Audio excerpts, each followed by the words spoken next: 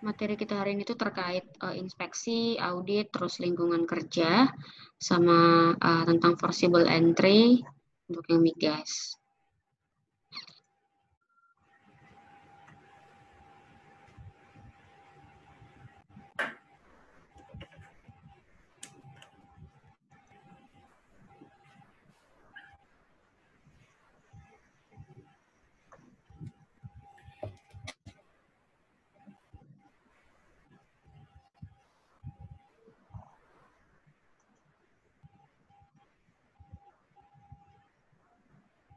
Oke, ini mengenai inspeksi dan audit K3 dan juga keselamatan lingkungan kerja. Sebenarnya apa sih tujuan dari audit itu? Audit dan inspeksi. Mas Ahmad Al-Jurri udah pernah dengar belum terkait audit dan inspeksi?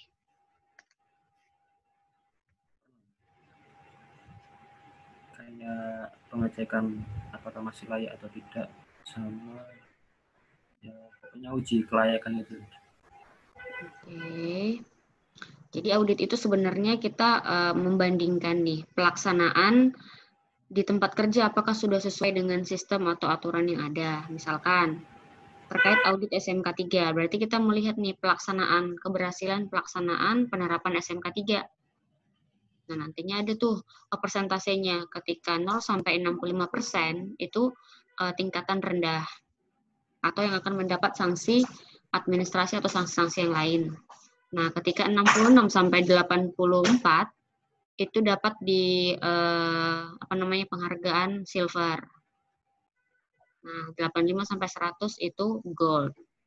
Kayak gitu. Untuk syarat audit dilakukan secara sistematik dan independen. Sistematik karena memang sudah ada sistemnya seperti itu.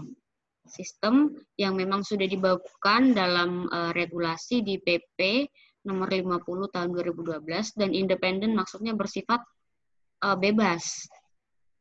Kenapa dia harus bersifat bebas atau independen? Jadi untuk menghindari yang namanya bias. Nah, untuk audit ini sendiri ada yang audit internal dan audit eksternal.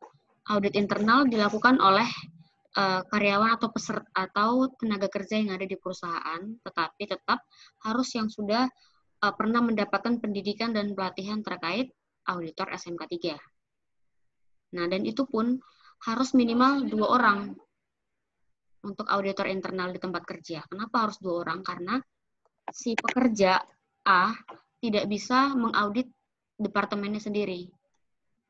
Nah, jadi perlu ada yang dinamakan cross silang, audit silang.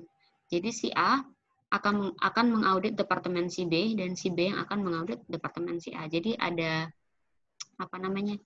ada silang atau ada pembagian audit tempat audit kayak gitu. Dan kalau untuk audit eksternal memang harus menggunakan jasa provider atau perusahaan K3 yang memang sudah ditunjuk oleh Menteri Tenaga Kerja untuk melakukan yang namanya audit eksternal kayak gitu. Terus yang kedua, frekuensinya berkala. Petugasnya mampu dan ahli. Frekuensinya berkala kalau untuk audit internal biasanya 1 tahun sekali. Dan untuk audit eksternal itu 3 tahun sekali minimal. Yang ketiga, metodologinya objektif berdasarkan fakta. Ya, pasti berdasarkan fakta, karena kan kita ingin mengecek atau ingin memeriksa pencapaian dari penerapan si SMK 3 itu. Yang keempat, memperhatikan hasil audit sebelumnya dan sumber bahayanya. Nah, ketika memang sudah dilakukan audit internal sebelumnya, nah kita bisa nih melakukan tinjauan ulang, melakukan yang namanya renewable, melakukan peningkatan. Jadi apabila ada temuan-temuan negatif atau temuan-temuan minor, nah kita bisa hilangkan sehingga menjadi yang namanya temuan positif. Ini. Audit internal itu dilakukan secara berkala oleh petugas internal perusahaan yang berkompeten melakukan audit secara independen. Dan untuk audit eksternal dilakukan paling sedikit 3 tahun sekali oleh auditor dari Badan Audit Independen yang ditunjuk pemerintah atau Depnaker. Nanti ada untuk perusahaan jasa K3 yang melakukan audit itu ada SKP-nya, surat keputusan penunjukan. Kayak gitu. Nah, terkait yang namanya SMK 3 atau Sistem Manajemen Keselamatan dan Kesehatan Kerja, ada 12 elemen di dalamnya. Yang pertama, pembangunan dan pemeliharaan komitmen. Nah, untuk pembangunan dan pemeliharaan komitmen ini mulai dari harus ada kebijakan K3. Ada kebijakan K3 dan ada tanggal penerbitan, ada tanda tangan, ada stempel oleh top manajemen. Nah, dan memang harus dikomunikasikan dalam artian sebagai tanda untuk pembentukan komitmen untuk melaksanakan kebijakan K3 yang telah dibuat. Selanjutnya terkait strategi pendokumentasian. Nah, pendokumentasian yang dimaksud di sini adalah terkait semua data-data, semua kegiatan K3, semua program K3 yang sudah dilaksanakan itu harus ada dokumennya. Nah, ketika nanti ingin melakukan yang namanya audit SMK 3, nggak nyari-nyari lagi tuh. Jadi memang sudah ada suatu sistem pendokumentasian. Gitu. Terus yang ketiga, elemen ketiga, tinjauan ulang perancangan dan kontrak. Nah, ini terkait apabila suatu user perusahaan memiliki yang namanya vendor-vendor atau kontraktor-kontraktor. Nah, itu biasanya ada kontraknya dalam artian mungkin seperti CSMS atau kontrak-kontrak lain yang biasanya harus ada juga perpanjangan. Misalkan kontrak itu berlaku setahun, berarti harus ada perpanjangan kontrak. Nah, itu terkait elemen yang ketiga. Elemen yang keempat, pengendalian dokumen. Nah, terkait pengendalian dokumen ini ada beberapa dokumen memang yang bersifat rahasia. Misalkan terkait dokumen kesehatan. Nah, itu rahasia. Ada juga beberapa dokumen yang bisa untuk cepat ditemukan oleh semua pekerja.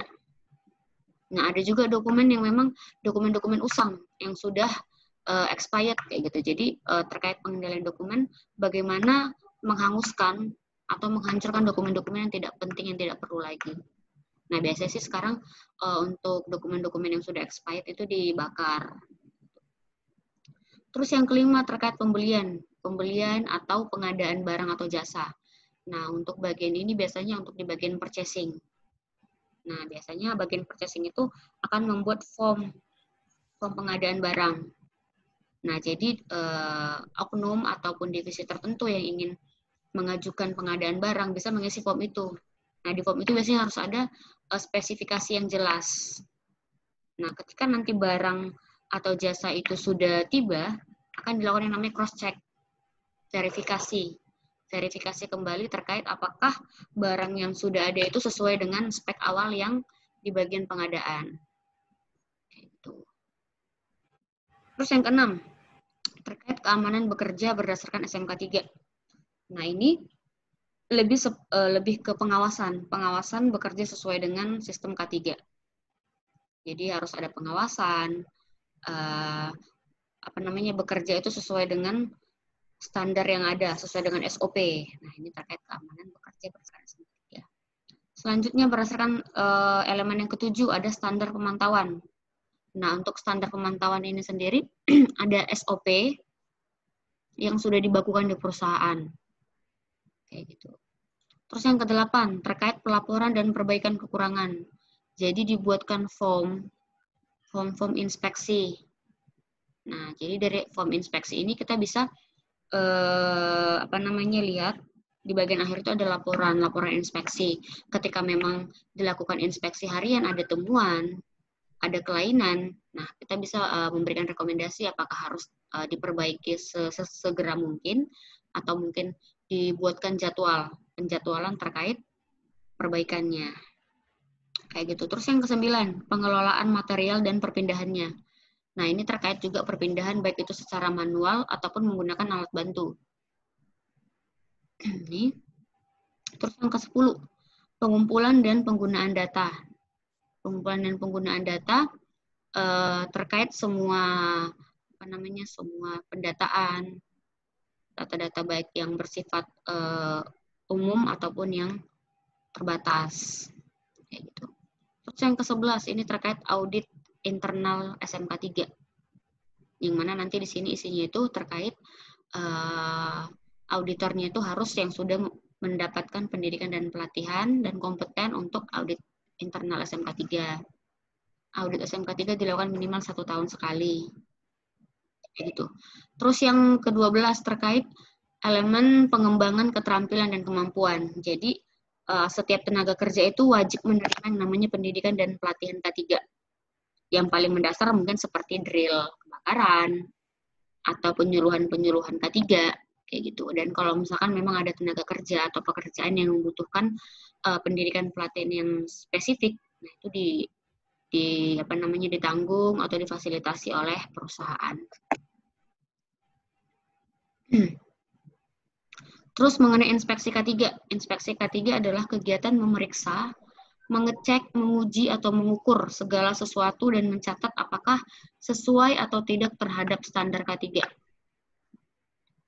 Nah, tadi audit itu adalah memeriksa keberhasilan pelaksanaan sistem manajemen K3 secara sistem keseluruhan. Jadi bulat utuh satu sistem di perusahaan. Sedangkan inspeksi itu terkait satu objek. Misalkan terhadap satu peralatan tertentu, terhadap satu material, atau terhadap lingkungan. Ya memang skupnya hanya satu objek. Kayak gitu. Tujuan inspeksi K3, tujuan umumnya yaitu untuk mengidentifikasi masalah potensial, kekurangan sarana kerja, kinerja K3 di suatu bagian, akibat suatu perubahan, apa ada tindakan yang memadai, menilai hasil kerja, dan menunjukkan komitmen. Nah, untuk tujuan khususnya, memeriksa hasil pelaksanaan setiap rincian program K3, memeriksa sarana-sarana, mengukur hasil usaha dan peranan supervisor terhadap K3. Nah, untuk klasifikasi inspeksi ini ada yang inspeksi umum berkala. Nah, untuk inspeksi umum berkala ini adalah inspeksi yang sudah dijadwalkan. Sudah dijadwalkan, misalkan untuk inspeksi harian, inspeksi mingguan, inspeksi bulanan, gitu. Terus terkait inspeksi sewaktu-waktu atau mendadak karena sesuatu sebab yang perlu. Misalkan ketika melakukan yang namanya inspeksi harian, tetapi ditemukan beberapa kelainan. Nah, itu bisa dilakukan yang namanya inspeksi sewaktu-waktu. Atau disebut dengan inspeksi korektif. Terus yang ketiga, inspeksi berkelanjutan pada kegiatan konstruksi dari awal hingga akhir. Nah, terkait inspeksi berkelanjutan ini, inspeksi ketika misalkan satu kegiatan sudah dilakukan dari awal sampai akhir, atau sudah mencapai yang namanya selesai, kayak gitu. Jadi perlu dilakukan inspeksi berkelanjutan secara keseluruhan. Terus yang keempat, inspeksi khusus. Nih, terkait inspeksi khusus ini misalkan ketika ingin melakukan pemeliharaan terkait kegiatan-kegiatan khusus, nah dilakukan yang namanya inspeksi khusus. Nah, untuk perbedaan audit dan inspeksi sendiri, audit itu merupakan upaya mencari ketidaksesuaian di dalam sistem, di mana kegiatan dilakukan terhadap area keseluruhan sistem K3 yang ada di perusahaan. Nah, jadi melihat secara sistem nih. Sedangkan untuk inspeksi, upaya menemukan sumber bahaya dengan memeriksa standar yang berhubungan dengan bahaya tersebut. Misalkan ingin inspeksi genset. Nah, jadi inspeksi genset ini kita memang harus melihat nih standar genset itu seperti apa. Misalkan terkait kebisingannya berapa, nilai ambang batasnya, untuk olinya berapa. Jadi kita bisa dari hasil inspeksi itu kita bisa menemukan nih sumber-sumber bahaya apa saja yang teridentifikasi ketika dilakukan pemeriksaan dan pengujian. Audit itu mengukur efektivitas dari pelaksanaan suatu sistem, sedangkan inspeksi menemukan kesesuaian dari suatu objek. Audit itu difokuskan terhadap suatu sistem dan inspeksi difokuskan terhadap suatu objek. Audit penekanan terhadap proses, sedangkan inspeksi penekanan terhadap hasil akhir. Audit metode pelaksanaannya itu tinjauan ulang, mencari kesesuaian dan observasi, sedangkan inspeksi metode pelaksanaannya itu pengujian secara teknis dan mendetail.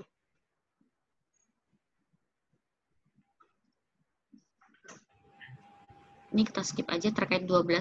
Jadi untuk SMK3 itu ada 12 elemen, 44 subelemen dan 166 kriteria audit. Jadi kriteria audit itulah nanti yang akan menjadi acuan ketika melakukan audit. Nah, dari 166 kriteria audit itu, nanti akan ada yang namanya pencapaian. Kesesuaian, berarti memang kriteria-kriteria yang diaudit itu sudah terlaksana di tempat kerja. dan ada temuan. Untuk temuan ini sendiri ada temuan minor, temuan major, dan fatality atau temuan kritikal. Temuan minor adalah ketika memang sudah dilaksanakan nih, tetapi ada yang namanya ketidakkontinuan, ketidakstabilan, tidak konsisten. Nah, sedangkan temuan major adalah ketika tidak melaksanakan sama sekali yang ada di subelemen. Sedangkan untuk temuan kritikal, ketika misalkan dilakukan audit, ditemukan suatu kegiatan yang dapat menyebabkan fatality. Jadi ketika ditemukan yang namanya temuan kritikal, proses audit itu dapat di stop atau diberhentikan. Kayak gitu.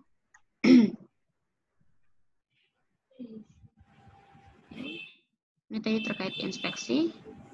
Jadi tujuan inspeksi itu yang pertama, identifikasi kondisi tidak aman, mengidentifikasi tindakan tidak aman, menentukan penyebab dasar. Penyebab dasar terkait standar-standar, terkait sistem manajemen, melakukan perbaikan dan bukan mencari kesalahan. Jadi dalam artian ketika memang kita temukan ada kelainan atau ketidaksesuaian, kita bisa merekomendasikan perbaikan.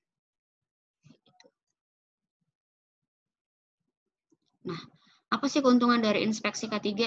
Dapat melakukan perbaikan dengan segera, kontak langsung dengan karyawan, karyawan tanggap terhadap kondisi tidak aman dan tindakan tidak aman, menetapkan alat keselamatan yang sesuai, meningkatkan kesadaran K3 dan menjalankan program K3 yang sudah disusun. Kayak gitu. Karena untuk program K3 ini sendiri mulai dari program pendidikan dan pelatihan, inspeksi tahunan, inspeksi berkala itu masuk di program K3.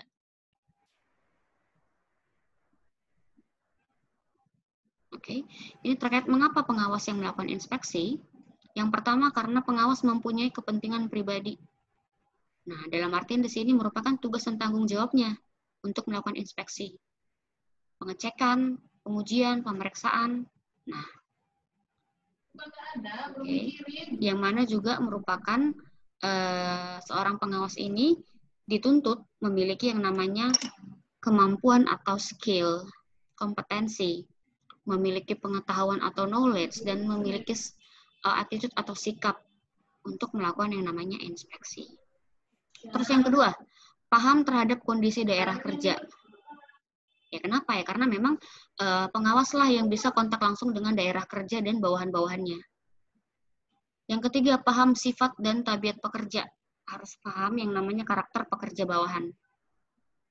Yang keempat, dapat kontak langsung dengan pekerja. Yang kelima, mengikuti perubahan dan perkembangan atau harus update. Dan yang ketujuh, perbaikan dengan segera.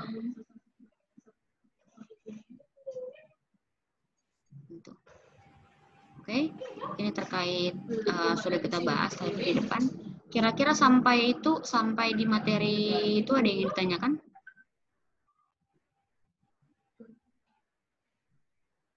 Saya belum dapat filenya. Ini terkait contoh laporan inspeksi. Okay. Untuk contoh laporan inspeksi sendiri, nah biasanya ada nomor penerbitan. Ya, ini kan terkait di perusahaan, nomor-nomornya.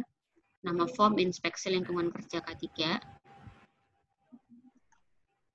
Revisi keberapa? Kalau misalkan memang baru ya baru, berarti revisi 0. Kalau misalkan sudah revisi yang kesekian, nah itu dibuatnya revisi berapa. Tanggal efektif penerbitan, nih misalkan 15 Januari 2008. Okay. Ada hari pelaksanaan, tanggal pelaksanaan, waktu, shift-nya, shift pagi atau apa gitu. Kalau misalkan memang ada yang namanya pertukaran shift, misalkan nih inspeksinya harus dilaksanakan dalam 1 hari itu. Tetapi akan ada penukaran shift. Jadi ketika dilakukan yang namanya penukaran shift, harus ada serah terima. Jadi si inspektor atau yang melakukan inspeksi di shift pagi harus menjabarkan, menjelaskan apa-apa saja yang sudah diinspeksi, apa-apa saja temuan. Jadi tinggal serah terima nih untuk bagian-bagian atau mungkin area-area mana yang akan dilanjut. Kayak gitu. Area, site mana, nomor, lokasi, temuannya itu apa, terus tindakan perbaikan yang direkomendasikan, Nah, untuk dasar inspeksi itu biasanya ada standar apa yang digunakan atau mungkin ada regulasi-regulasi apa. Nah, untuk tanggal penyelesaian rencana dan aktual ini bisa direncanakan kalau misalkan memang itu perlu dijadwalkan perbaikan, kapan nih, misalkan besoknya atau kapan. Nah, untuk aktual ini terkait peninjauan selanjutnya, review setelah dilaporkan yang namanya inspeksi. Nah, terus bagian inspeksi nih, siapa aja yang melakukan inspeksi, nama, tanda tangan, penanggung jawab area, dan pendistribusian atau tembusannya itu kepada orang safety, kepada orang enviro, kepala departemen, gitu. Kira-kira terkait laporan inspeksi. Oke. Ini dia 5 informasi yang perlu ditulis di lembar pengamatan atau laporan inspeksi. Yang pertama, tindakan tidak aman yang diamati, terus bagaimana tindakan perbaikannya, terus bagaimana tindakan pencegahan tidak terulang, terus tanda tangan dan nama jelas Anda, nomor karyawan, dan tanggal dikeluarkannya lembar inspeksi tersebut.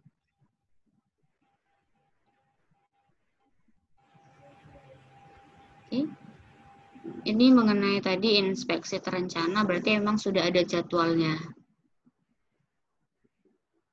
Nah, biasanya yang diinspeksi itu terkait, ini housekeeping, itu terencana biasanya.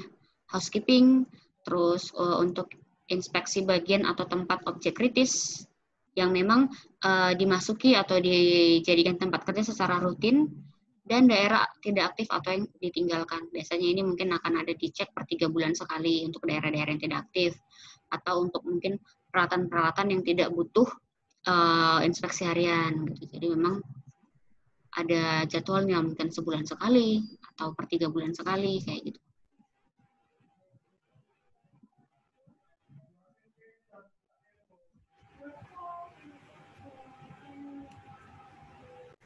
Oke, ini dia 6 prinsip observasi K3.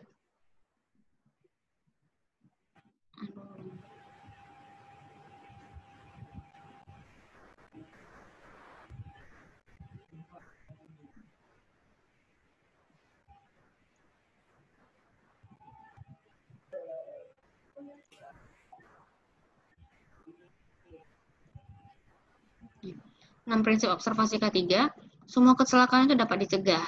Jadi ketika memang semua kecelakaan itu dapat dicegah, berarti kita memang harus yang lebih aktif, gitu kan, proaktif yang kemarin kayak kita bahas terkait identifikasi bahaya. Jadi kita memang harus mengidentifikasi bahaya dulu, memanajemen risiko-risiko apa yang mungkin terjadi.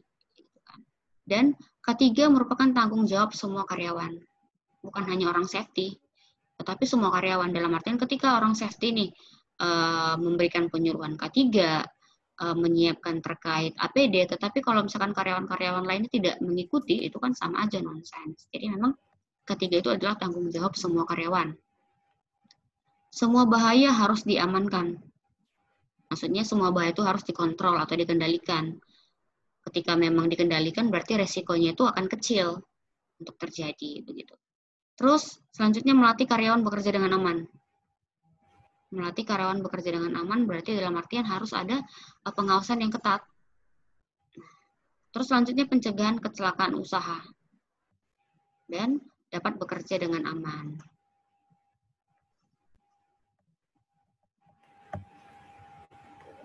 Oke, kira-kira sampai di audit dan inspeksi ada yang ingin didiskusikan atau ingin ditanyakan kepada Pak Ahmad dan Pak Fajar?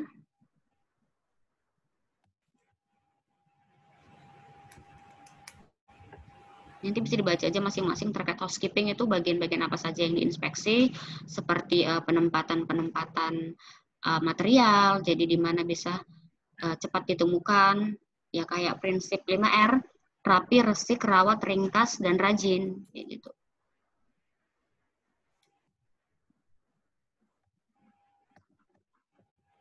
Ini terkait kondisi fisik yang umum dan kritis, ya kegiatan-kegiatan yang memang dilakukan secara rutin, yang dapat menyebabkan kemungkinan-kemungkinan bahaya, kayak gitu.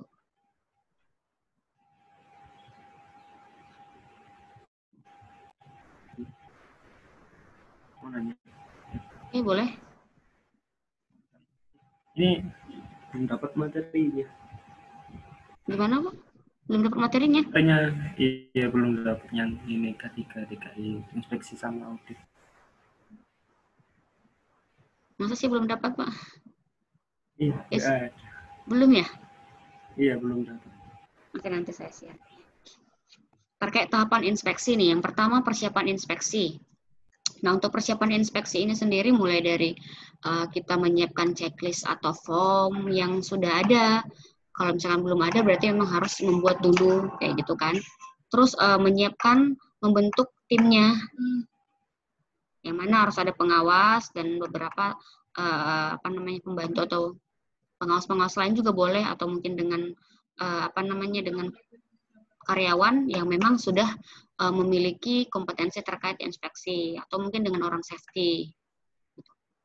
Terus terkait inspeksi ini ada siklus pengamatan. Nah, untuk siklus pengamatan ini sendiri, yaitu tadi ada yang harian, ada yang setelah dilakukan inspeksi perlu yang namanya tinjauan ulang, kayak gitu. Terus objek inspeksi. Nah, untuk objek inspeksinya ini mungkin kalau misalkan bahan atau peralatan, misalkan inspeksi inspeksi hasil pekerjaan karyawan atau inspeksi lingkungan kerja. Nah, itu objek-objek inspeksi atau inspeksi housekeeping. Nah, terkait pengamatan total ini adalah melakukan pengamatan kepada objek yang diinspeksi, mulai dari bukan hanya secara visual, tetapi kita mendengar, melihat, merasakan, meraba, gitu. Jadi selain dari kita melihat secara visual, kita harus bisa juga mendengar nih. Dalam artian, ketika kita mendengar ada bunyi yang lain atau bunyi yang aneh dari objek yang kita inspeksi, berarti ada kelainan. Nah, perlu dilakukan yang namanya perbaikan atau tindakan lanjut. Atau ketika kita mencium aroma-aroma yang tidak lazim di alat tersebut, misalkan mungkin ada seperti kabel terbakar atau apa, bau gosong, nah berarti ada kelainan, jadi perlu dilakukan tindakan atau perbaikan.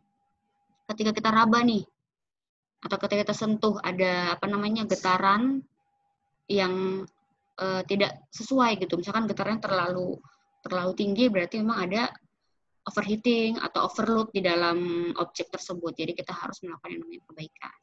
Nah, itu yang dimaksud dengan pengamatan total, bukan hanya secara visual, tetapi dari seluruh panca indera yang bisa digunakan. Terus terkait klasifikasi bahaya. Nah, untuk klasifikasi bahaya ini sendiri, yaitu kembali termasuk bahaya fisika, kimia, biologi, atau sampai ke ergonomi. Terus membuat yang namanya laporan inspeksi. Itu dia untuk tahapan inspeksi. Oke. Kira-kira sampai di situ ada yang ingin didiskusikan?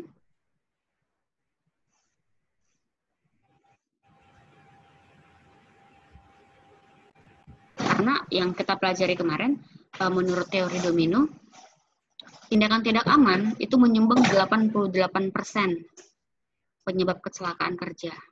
Dan kondisi tidak aman menyumbang 10%. Gitu. Jadi sebenarnya itu tujuan dari inspeksi adalah kita bisa melihat nih lebih dulu terkait kondisi ataupun tindakan tidak aman yang mungkin terjadi. Jadi kalau misalkan ada tindakan tidak aman atau kondisi tidak aman, kita bisa kendalikan. Gitu. Setelah kita kendalikan, baru kita lanjut pekerjaannya. Kayak gitu. Oke. Nanti bisa dibaca masing-masing aja terkait posisi-posisi orang yang masuk dalam kondisi tidak aman.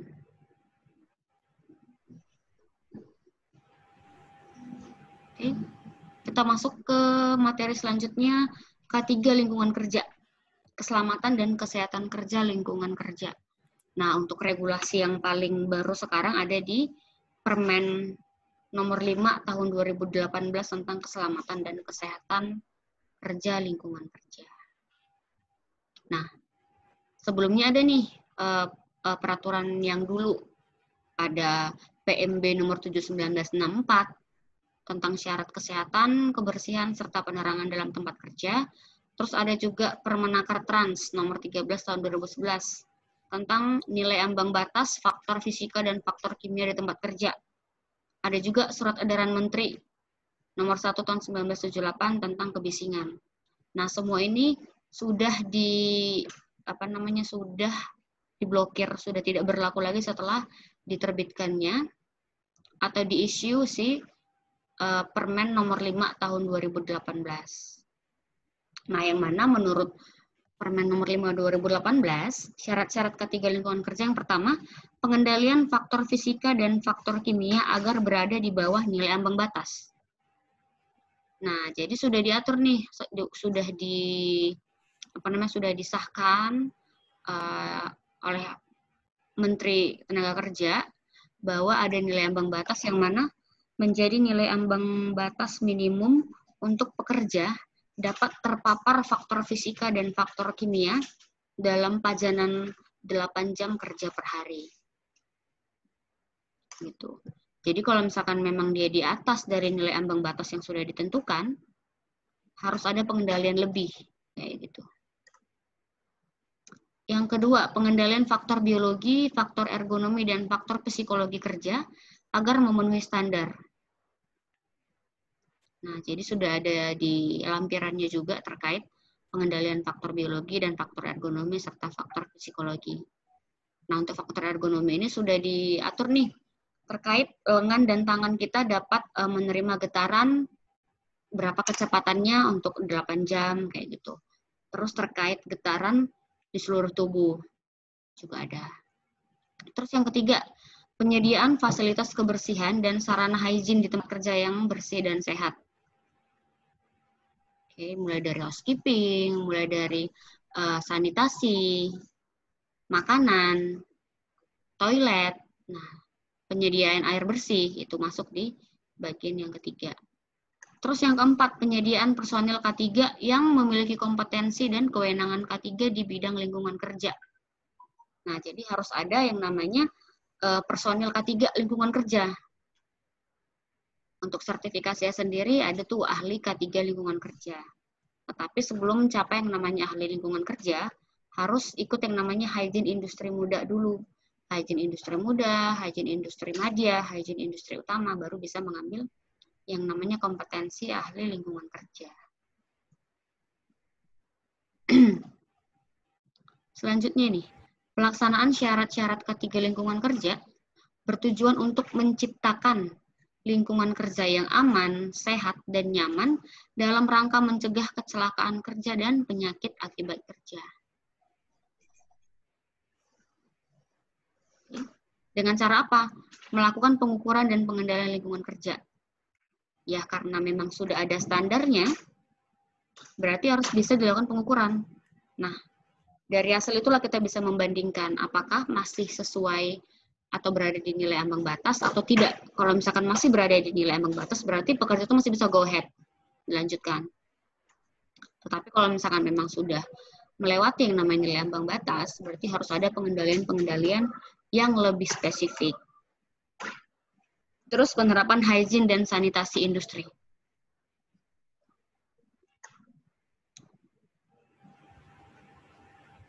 Oke. Nah, untuk penerapan hygiene dan sanitasi itu yang pertama terkait bangunan tempat kerja kita, fasilitas kebersihan yang ada, kebutuhan udara, tata laksana kerumah tanggaan atau housekeeping. Tuh. Nah, untuk pengendalian lingkungan kerja ya kembali lagi ada eliminasi, substitusi, rekayasa teknis, administratif, dan PPE. Eliminasi merupakan upaya untuk menghilangkan sumber potensi bahaya yang berasal dari bahan, proses, operasi, atau peralatan. Nah, untuk substitusi, upaya menggantikan bahan, proses, operasi, atau peralatan dari yang berbahaya menjadi tidak berbahaya. Nah, untuk rekayasa teknis atau control engineering, upaya memisahkan sumber bahaya dari tenaga kerja dengan memasang sistem pengamanan pada alat, mesin, dan atau area kerja. Upaya administratif merupakan upaya pengendalian dari sisi tenaga kerja agar dapat melakukan pekerjaan secara aman. Mulai dari pengendalian shift kerja, pengendalian jam kerja, pengendalian standar kerja, gitu, secara administrasi. Selanjutnya penggunaan alat pelindung diri, upaya untuk mengisolasi atau melindungi sebagian dan seluruh tubuh dari sumber bahaya yang mungkin terdapat di lingkungan kerja. Nah, terkait nih, faktor fisika, apa saja sih faktor-faktor fisika itu? Iklim kerja. Nah, iklim kerja yang dimaksud di sini suhu, tekanan, kelembaban, kecepatan angin, udara, nah masuk di iklim kerja. Terus kebisingan, getaran, gelombang radio atau gelombang mikro, sinar UV, medan magnet statis, tekanan udara, dan pencahayaan. Itu masuk di faktor fisika. Oke. Nah, ini untuk lampiran dari Permen 5 2018. Ada nilai ambang batas faktor fisika, standar pencahayaan, nilai ambang batas faktor kimia, indeks pajanan biologi, standar faktor biologi. Nanti bisa dibaca masing-masing aja, nanti saya share terkait Permen 5 2018. Nah, ini untuk iklim kerja. Terkait indeks suhu basah.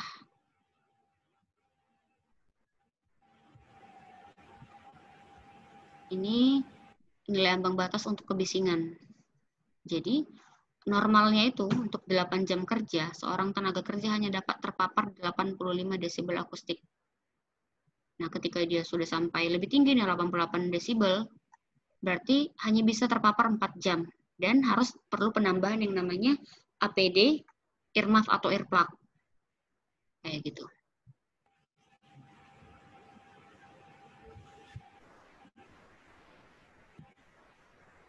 Selanjutnya ada ini, nilai ambang batas getaran. Untuk pemaparan lengan dan tangan. Untuk lengan saja yang mendapat paparan getaran. Ketika dia mendapat getaran dengan kecepatan 5 meter per sekon kuadrat, dia itu hanya bisa terpapar 6 jam sampai 8 jam sehari. Dan itu pun tetap harus menggunakan yang namanya pengendalian-pengendalian, seperti menggunakan sarung tangan safety yang terbuat dari kulit. Jadi bisa sedikit mengisolasi yang namanya getaran untuk sampai di tangan.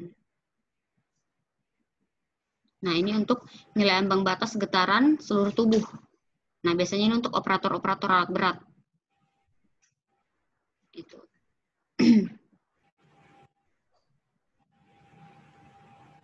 Oke, ini terkait nilai ambang batas radiasi, gelombang radio, dan gelombang-gelombang lain. Bisa dibaca juga nanti.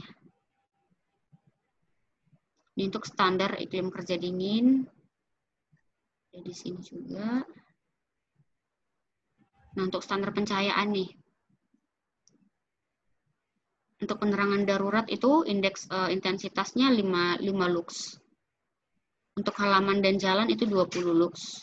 Untuk pekerjaan-pekerjaan ini yang bisa membedakan barang-barang kasar 50 lux. Untuk pekerjaan yang membutuhkan ketelitian yang sangat tinggi seperti penggunaan komputer, itu di 300 lux. 300 lux. Untuk pekerjaan kantor 300 lux. Nah, ketika nanti memang di aktualisasinya di bawah 300 atau bahkan di atas 300, itu nanti bisa mengakibatkan mata lelah. Jadi tidak ergonomi lagi pekerjaannya. Seperti itu. Kira-kira untuk materi audit, inspeksi, dan K3 lingkungan kerja ada yang ingin didiskusikan?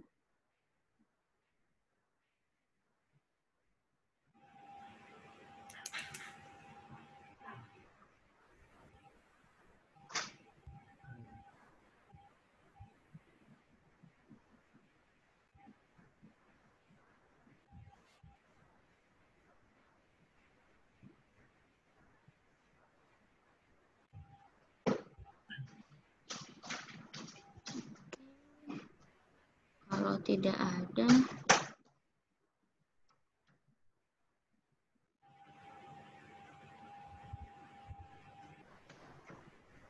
Kita lanjut ke materi safety permit atau izin kerja.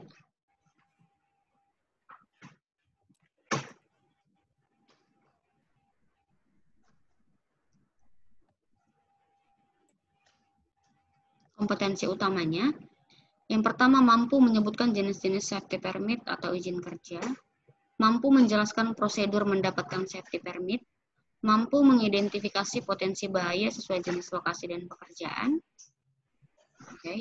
dan harus bisa mengimplementasikan nih safety permit, mampu melakukan pemilihan jenis safety, mampu mengajukan safety permit sesuai dengan prosedur, mampu melaksanakan pekerjaan sesuai dengan safety permit. Untuk pendokumentasiannya, mampu melakukan closing safety permit sesuai dengan prosedur, mampu mendokumentasikan laporan hasil pekerjaan.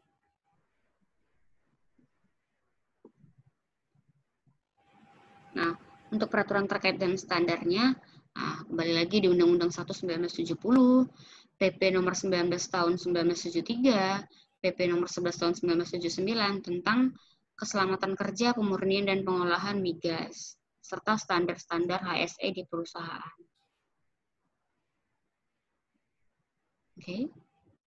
Nah, izin kerja atau permit to work atau SIKA, surat izin kerja aman, nah itu sama.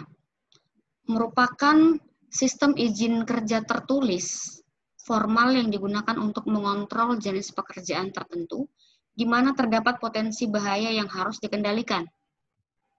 Nah, untuk izin kerja atau permit to work harus dilengkapi dengan dokumen pendukung seperti JSA, toolbox checklist, work plan, rescue plan, dan tim ERT.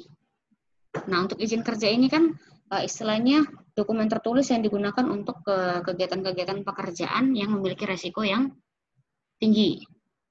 Nah, untuk itu harus ada JSA. Dalam artian bisa kita mengontrol langkah-langkah kerja itu tetap aman.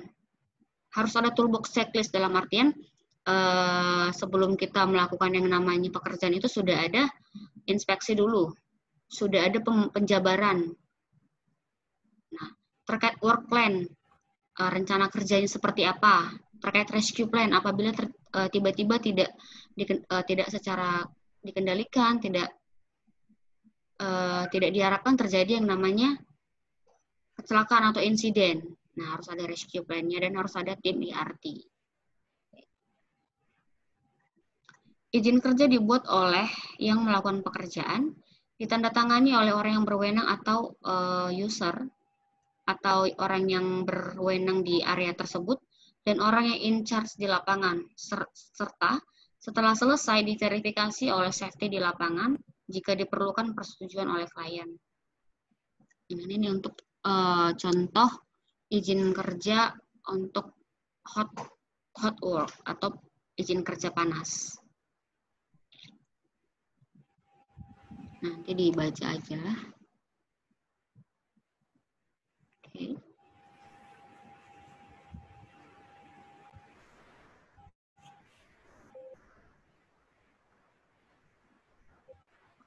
Nah, surat izin kerja merupakan otorisasi atau kewenangan dan untuk pengendalian pengawasan kerja sehingga terlaksana dengan baik dan aman. Untuk pertanggungjawaban, penanganan bahaya dan menguraikan aturan yang harus diikuti, serta catatan dan dokumentasi.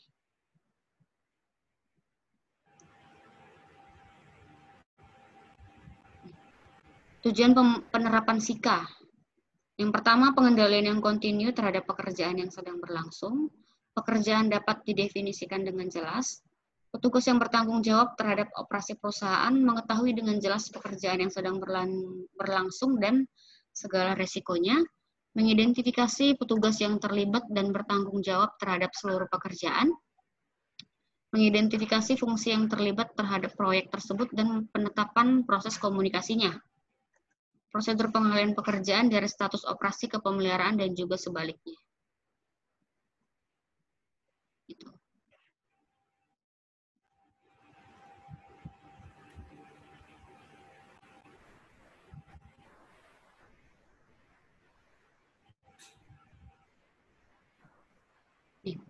Kapan permit to work atau work permit atau SIKA itu diperlukan? Saat melakukan pekerjaan berbahaya, misalkan confined space entry, bekerja di ketinggian, dekat dengan mesin yang berputar atau bergerak, dekat air, kerja panas, kerja dingin. Untuk kelistrikan, penggalian, nah itu butuh yang namanya permit to work. Saat melakukan perbaikan peralatan berbahaya, saat melakukan pengelasan atau pemotongan panas di daerah berbahaya, saat melakukan pekerjaan di daerah yang mengandung uap mudah terbakar, uap beracun, cairan yang korosif, kurang oksigen, temperatur, dan tekanan tinggi. Ini contohnya nih, surat izin kerja dingin dan surat izin kerja panas. Surat izin kerja dingin adalah untuk pekerjaan yang berhubungan dengan pekerjaan perbaikan yang sifatnya tidak rutin dan tidak menggunakan peralatan yang dapat menimbulkan api terbuka atau sumber nyala. Contoh, membuat beton, pengecatan, perbaikan bangunan, perbaikan pipa, melepas flank, itu yang dimaksud dengan izin kerja dingin. Jadi, permit to work atau izin kerja ini adalah izin kerja yang digunakan untuk pekerjaan beresiko tinggi tetapi tidak rutin dilakukan. Gitu. Untuk izin kerja panas, izin kerja pada daerah yang dapat menimbulkan api terbuka, mudah terbakar. Contoh, pengelasan, pemotongan, pembakaran, gerinda, solder, penyemprotan dengan pasir atau blasting, tapping, pemakaian alat listrik, pencegah inilah. Pokoknya kegiatan-kegiatan kerja yang dapat menimbulkan api terbuka atau sumber bahan yang mudah terbakar. Itu dia untuk izin kerja panas. Dan ini untuk ruang terbatas. Izin kerja untuk bekerja di ruangan terbatas. Ruangan terbatas yaitu ruangan yang memiliki jalur keluar atau masuk terbatas atau satu. Ruangan yang tidak digunakan sebagai tempat tinggal atau bekerja secara terus-menerus. Ruangan yang berpotensi kekurangan oksigen dan bahan bahaya gas yang terperangkap di dalamnya.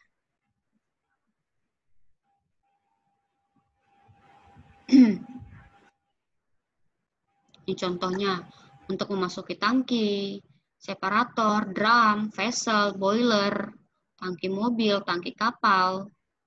Nah, itu dia untuk yang namanya izin kerja ruang terbatas.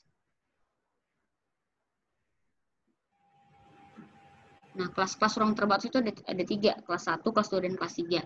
Kelas 1 itu adalah ruangan terbatas di mana sebelumnya dan sekarang tidak ada gas ataupun gas-gas yang berbahaya. Nah, oksigennya normal, 19,5 sampai 23,5%. Tidak ada bahaya. Untuk di kelas 2, yang sebelumnya ada tetapi kemudian tidak ada, sudah dihilangkan. Nah, untuk yang kelas 3 itu sebelumnya ada dan kemungkinan sekarang juga masih ada. Nah, itu yang paling biasanya untuk di sektor-sektor migas nih. Jadi masuk ke tangki yang di dalam itu terperangkap gas-gas H2S atau gas-gas CO, gas metan.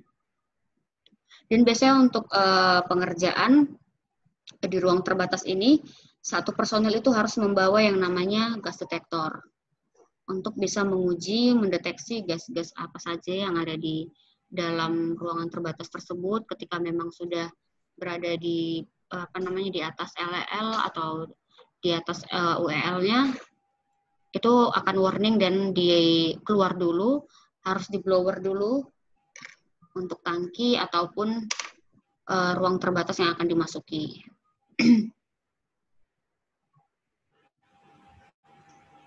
Kayak dia untuk contoh bekerja di ruang terbatas.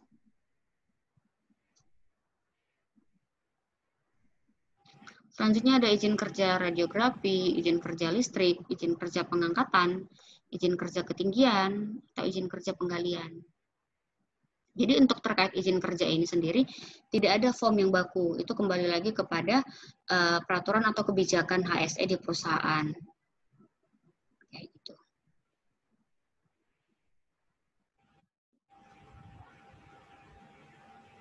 Kira-kira sampai di situ ada yang ingin didiskusikan terkait work permit?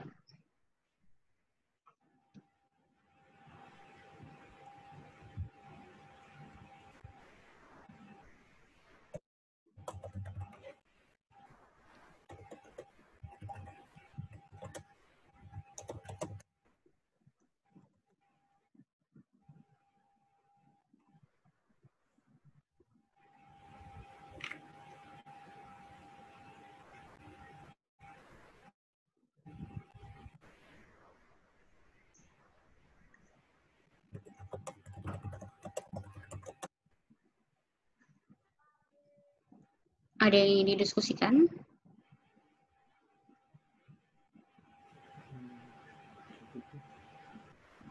Oke, kita lanjut terkait penggunaan APAR. Untuk Pak Ahmad Lajuardi sudah pernah coba menggunakan APAR belum? Coba belum. Cuman kalau Belum ya? lihat ya, jawabannya. Oke. Nah, untuk APAR itu kemarin kan sudah kita jelaskan tuh ada yang apa namanya APAR itu jenis APAR ada yang air, CO2, terus ada yang fume, terus ada yang DCP atau dry chemical powder. Gitu. Untuk cara penggunaannya itu bisa disingkat dengan PASS. PASS. Jadi yang P yang pertama itu pull the pin. Tarik pinnya. Ada pin nih yang ini kayak gini, aku tunjukin. Ini ada pinnya di sini, itu yang ditarik. Nah.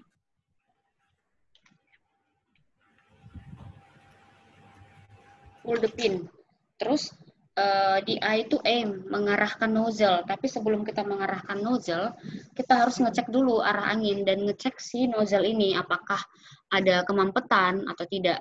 Gitu kan. Jadi ketika kita tarik pin, kita harus coba semprotkan dulu sekali untuk ngecek arah angin. Jadi jangan sampai ketika kita sudah mau nyemprotkan si APAR ini ke sumber api, malah arah anginnya ke kita. Jadi apinya bakalan kena ke kita.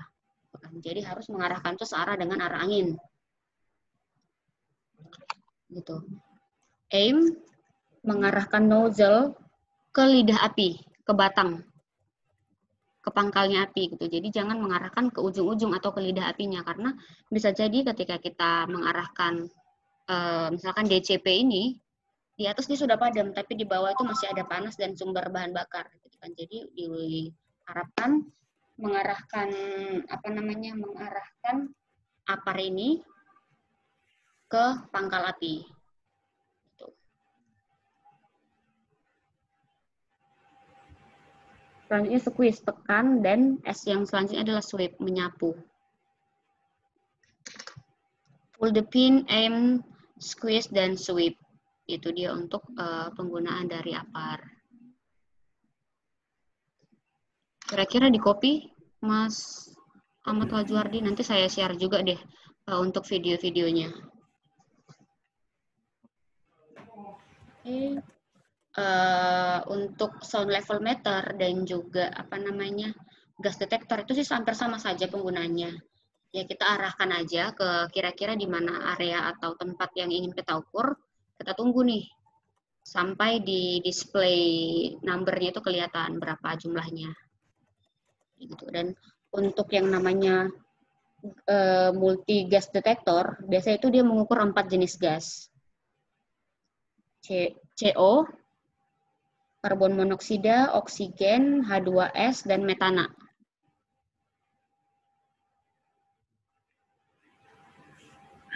Atau CH4. Nah, itu dia yang diukur untuk satu multi gas detektor. Gitu. Sama juga untuk sound level meter, kita arahkan atau dekatkan alatnya itu ke daerah atau area yang ingin kita ukur tingkat kebisingannya. Nah, di display number juga akan kelihatan berapa desibel. Itu kalau misalkan dia masih di bawah nilai ambang batas berarti masih aman. Kayak gitu.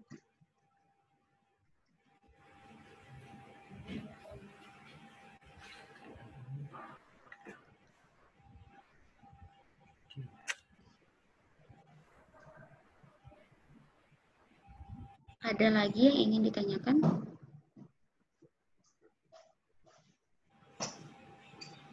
Kemudian untuk pre-assessment, saya ingin nanya ini.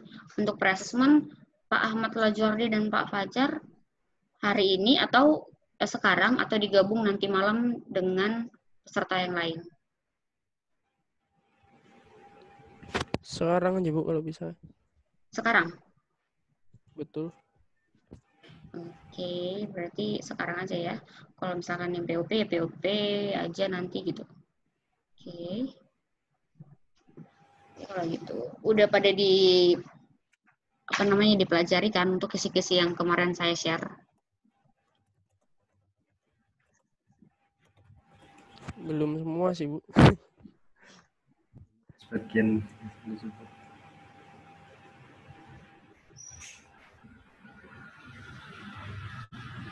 Kalau seumpama nanti bareng gimana, Bu?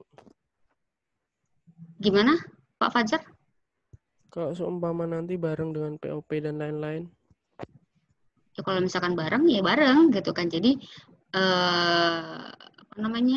ya bareng sama mereka, kayak mulai dari profil singkat, terus nanti akan disampaikan pertanyaan-pertanyaan gitu. Oh gitu.